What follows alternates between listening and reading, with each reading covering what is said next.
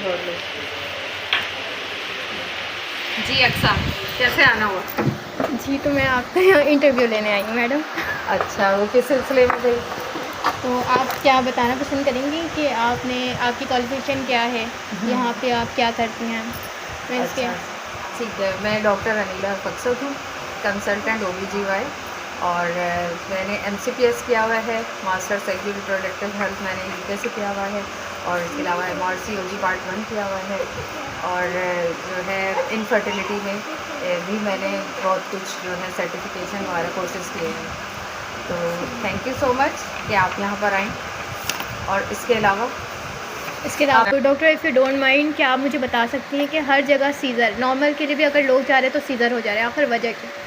हाँ, देखिए, ये बहुत अच्छा क्वेश्चन आपने किया और बहुत अच्छी बात है। इस वीडियो के ज़रिए हमारा पैगाम जो है लोगों तक पहुंचेगा कि आखिर कुछ सिज़ेरियन की वजूहात क्या होती हैं। क्योंकि ये काफ़ी मरीज़ जो है शिकायत के साथ आते हैं, हमारे पास भी आते हैं कि हमारा नॉर्मल था, हमारा सीज़र कर दिया। इस तरह की मुख्तलिफ़ बातों से, या फिर डॉक्टर हमने तो करवाना ही नॉर्मल है, या फिर क्यों नहीं हो रहा, आखिर क्या वजह है, हर जगह क्यों इसका रेशो बहुत ज़्यादा है। तो उसके लिए मैंने आपके लिए पहले से एक लिस्ट तैयार करके रखी, जिससे बहुत से मरीज़ों को अगर वो ये वीडियो देखें तो फ़ायदा होगा कि उनको पता चल जाए कि आखिर को सिज़ेरियन की इंडिकेशन। अगर आप ये दिखा सकती हैं अपने इसमें स्क्रीन में तो दिखाइए। जी, बिल्कुल, बिल्कुल। ठीक है। ठीक है, और ये भी अब मैं आपको बताऊंगी। ये तो मैं आप उस पर बना रहे हो ना, मैं आपको बताती हूँ इसकी क्या वजह। ठीक है, तो ऑपरेशन की वजूहात हम यहाँ देखेंगे। ठीक है, most common indications of caesarean section जो है, इसकी मैंने उर्दू और इंग्लिश दोनों में इजी करने के लिए बताया है।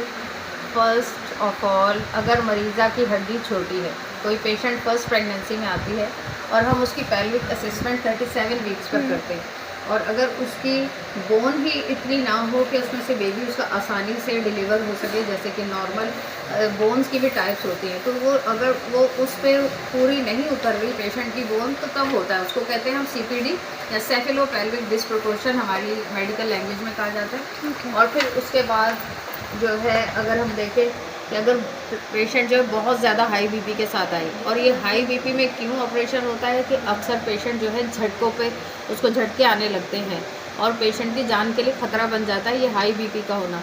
तब भी हम पहले BP को मेंटेन करते हैं, फिर जाके उसका ऑपरेशन होता है, क्योंकि इसके अलावा उसकी सेफ प्रेगनेंसी उस नहीं हो सकती अगर हम किसी पेशेंट को आखिर तक, एंड तक, और वो उसको झटके भी आ रहे हैं, हाई BP भी, और ऑपरेशन ना करें तो पेशेंट के लिए जानलेवा साबित हो सकता है।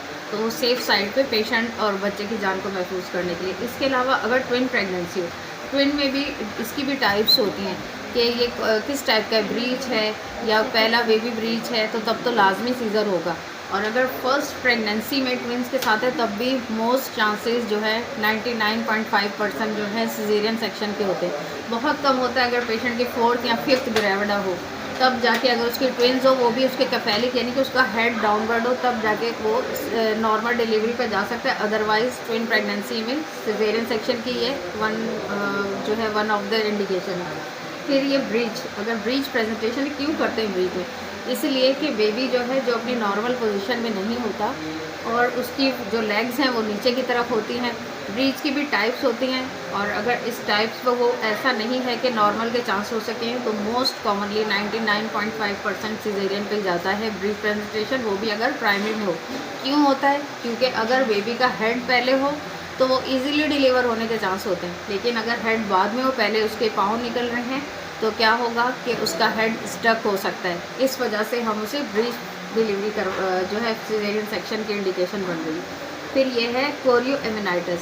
इसका क्या मतलब है कि अगर पेशेंट की मेम्ब्रेन रप्चर हो जाए घर में और 2-3 दिन तक रप्चर रहे, पेशेंट को बुखार चढ़ने लगे, पेशेंट के जो है TLC काउंट बहुत ज़्यादा हो जाए, और फिर ऐसे में क्या होता है कि वो सेप्टिसीमिया में जा सकती है, बेबी भी और पेशेंट भी। तो उस पेशेंट और बेबी को सेव करने के लिए इस कंडीशन में सिजेरियन सेक्शन होता है। इसके अलावा पेशेंट की अगर प्रीवियस सिजेरियन सेक्शन है, अब इसकी पहले अगर वजूहात पता हो हमें, तो उसमें चांसेस हो सकते हैं, अगर पेशेंट की डिलीवरी पहले नॉर्मल है, बाद में किसी वजह से C सेक्शन पे गई, तीसरी दफ़ा उसके चांसेस नॉर्मल के हो सकते हैं, बिल्कुल हो सकते हैं, 70% से ज़्यादा हो सकते हैं। लेकिन हर दफ़ा ऐसा नहीं होता। कभी कभी इंडिकेशन ऑफ सिजेरियन सेक्शन कुछ ऐसी भी हो सकती है, जैसे कि उसकी बोन ही छोटी थी, तो उसका कभी भी नहीं हो सकता नॉर्मल। इस तरीके से ऑब्स्ट्रक्टेड लेबर ये मोस्ट कॉमन जो है कॉज़ है। अगर दाइयों के पास पेशेंट चले जाते हैं, दाई हैंडल होते हैं, हमारे पास बहुत से मरीज़ रेफरल ऐसे आते हैं कि उनका बेबी का जो है हेड बन रहा होता है, उनकी बोन नहीं आती नीचे, लेकिन सिर्फ उनका कैप बन रहा होता है। इस वजह से ऑब्स्ट्रक्टेड लेबर उसको कहा जाता है कि बेबी नीचे नहीं आ रहा, वहीं पे स्टक हो गया। इस वजह से भी कॉर्ड प्रोलैप्स ये बहुत ज़्यादा जो है कॉम्प्लिकेटेड कंडीशन है, इंडिकेशन, ठीक है।